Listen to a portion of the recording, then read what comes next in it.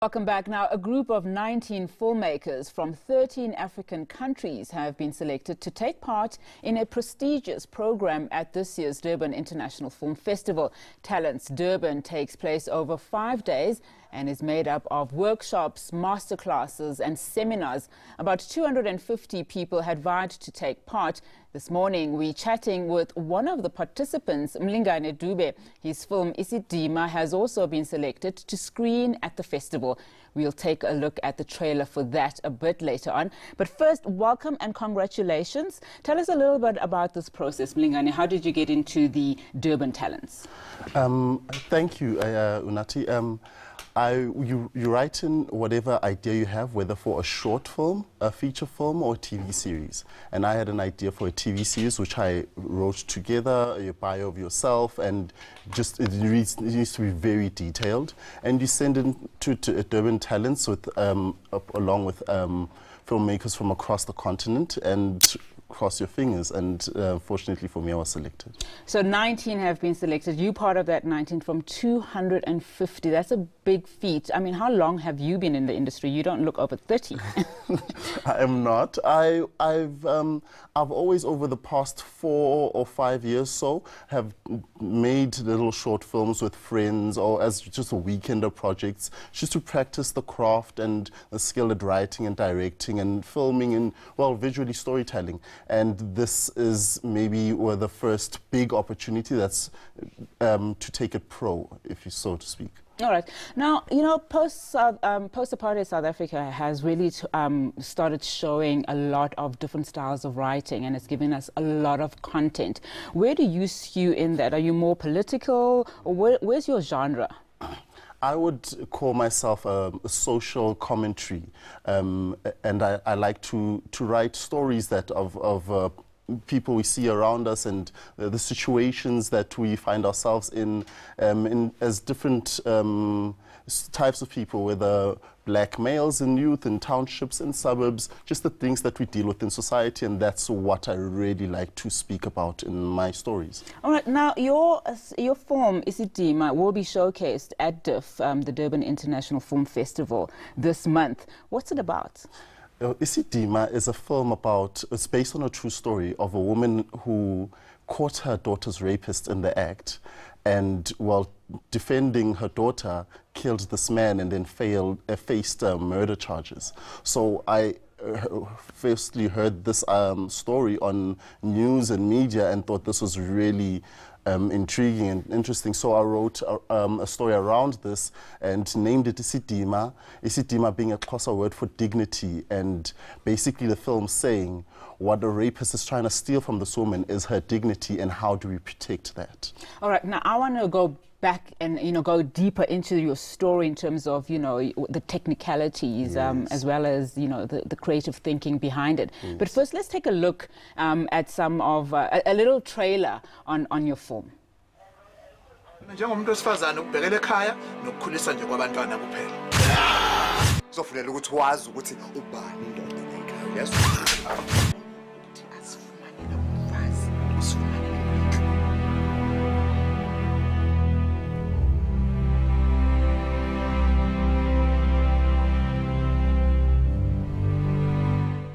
All right, now tell us about this film. I mean, it looks intense. The creative process, what goes into it from a technical perspective, you know, from conceptualizing it to, you know, to scripting it. I know that you got, you know, some of the ideas from actually what is happening in life, and I remember that story very, very well, and I think it gripped a lot of South Africans. It was a horrific incident that happened in the Eastern Cape. Now, tell us about the casting process, as well as the location. You know, how do you go about choosing that? Yes. So this film in particular was part of a program called the NAVF Youth Filmmaker Project, where, again, from across the country, they looked at a bunch of stories which they'd like to involve, and mine was picked in one of the 10.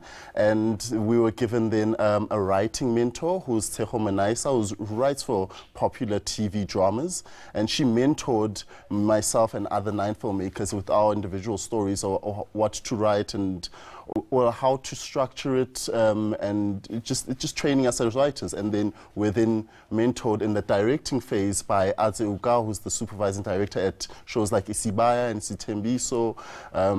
And that's how we were trained to do this. And we, in terms of looking for locations, the best place to shoot, KZN Film Commission invited us to the province to tell our stories there.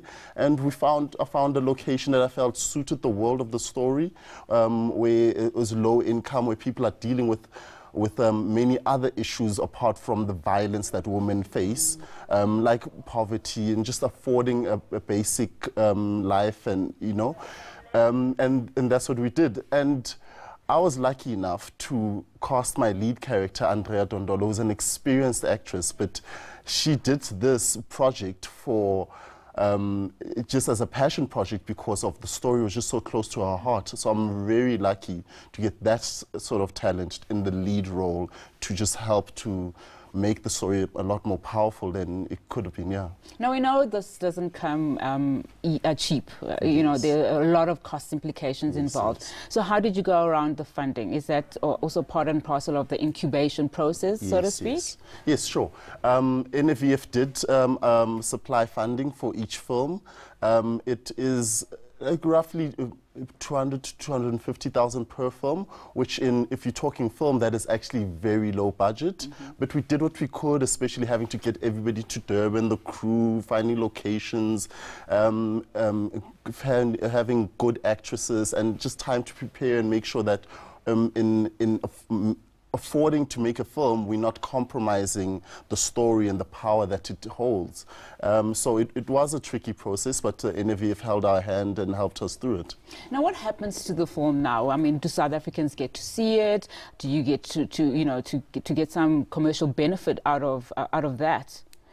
So at the moment, there isn't quite a lot of commercial benefit for us, the filmmakers. What the program's goal was to help us establish ourselves as names of filmmakers and maybe be trusted in future investors to see that you have a track record or you made a film that's had an impact, and they could possibly fund you to make more films or tell more stories that you want to do.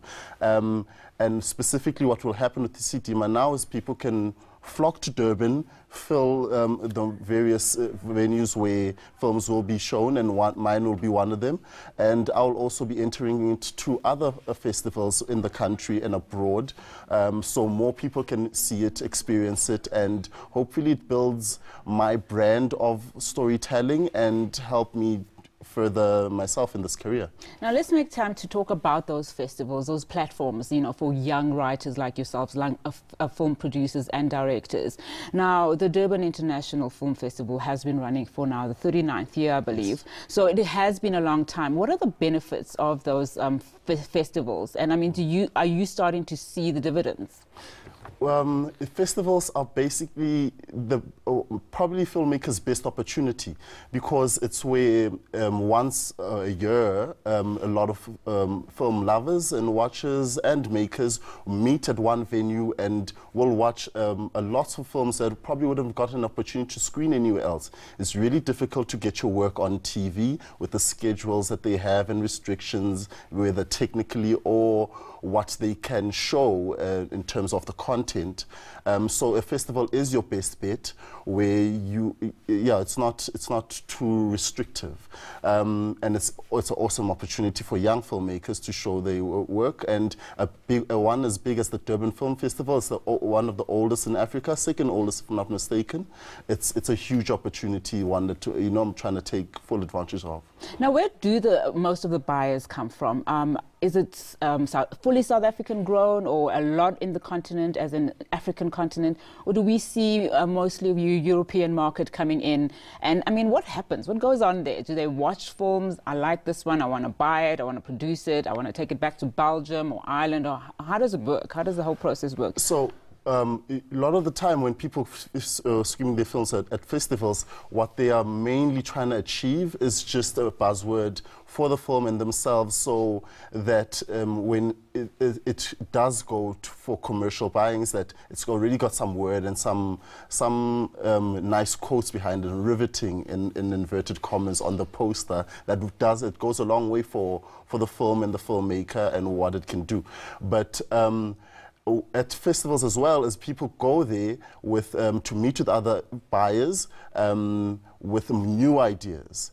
And what the buyer would say is, I like what you've done here, what else are you working on? And that's where we exchange money and ideas. And that's what I'm hoping to do at Durban as well. We have a film mart where we discuss, okay, what else are you working on? And I'll express my ideas and make more partnerships there. Now, we know that a lot of the storytelling starts from television, you know, TV dramas, etc. Why the jump from, you know, from just writing stories and from TV straight into film? Why not start at TV roots for you specifically? It's actually the most difficult to get into. So if you start this way, it's it's more affordable for myself. So I'm doing it film, I can sit at home and write a story. It doesn't cost you anything, and maybe partner up with some friends to get some gear, somebody experienced, and then we make a film ourselves. And that also doesn't cost as much as trying to get on TV. And and then once you've built that name, now you have something to approach broadcasters with, some sort of track record. So it's been the natural path of what can I afford to do with the resources I have available to me. Now that you've done Isidima, what are your hopes? Are you going to obviously promote it locally, but any international aspirations? Yes, of course. I'm going to enter to any festival I can find. And the more buzz and talk there is around it, the better for the future stories and ideas that I have. Like I mentioned earlier, that I have a TV series idea that I submitted to Durban Talents, and they've taken me on to work and develop that idea. And that's what I'm hoping will happen with that TV series idea, that it will be possibly even marketed as from the creator of Isidima. So it is assisting one another in that way. Yeah. Now you're a young South African who's obviously clearly starting to make, you know, a name for himself in the film industry. There are young people watching you today and thinking, where can I start? What should I do? What's your advice to them? My advice would be you need to start doing the things that you see yourself as. If you see yourself as a writer one day, you need to start writing now. Write even though you don't think that script will be produced, but you need to get yourself into the habit of doing the things that you see yourself as. And that's where it starts. Just do the things that you can and write your ideas. Find a network. I always use this phrase, like, let's stop trying to achieve goals or hustle in isolation. Network and meet with other people with similar aspirations. Create a group or that you have a common goal, and that's where I think you should start. All right, so obviously the narrative has changed a lot for young people today, including yourself. Yes. Do you see that there's a lack of leadership currently? Where do you draw your inspiration from? Well, I draw my inspiration from a lot of things. So just stories that I hear in the media from people around me, just lives and ideas that I think are quite compelling and just need to be discussed. Right, like the idea with Isidima, for example, the idea that rape steals more than the physical. It steals an intangible thing, it's dignity, and how do we protect that, and how do you define what a person who's been raped has lost? You know, how do you explain that? And that is just one of the ideas that I found interesting. I wanted to write around that, and similar to it, there are many other ideas that you just stumble across, or maybe even try to look for, like maybe a leadership in a nation's leadership, and maybe there are some deeper ideas that you could delve into there and dissect and look at better and possibly write a story around. That's a possibility. We live in a country where we are lucky enough to have a very colorful nation, very diverse and different backgrounds, which means there are so many stories to be told. All right, I'm going to leave it here, but before I do, I mean, your story is about rape. Who do you think is best placed to tell stories on certain social ills in the country? I mean, was there a lot of sensitivity taken behind your research? Yes.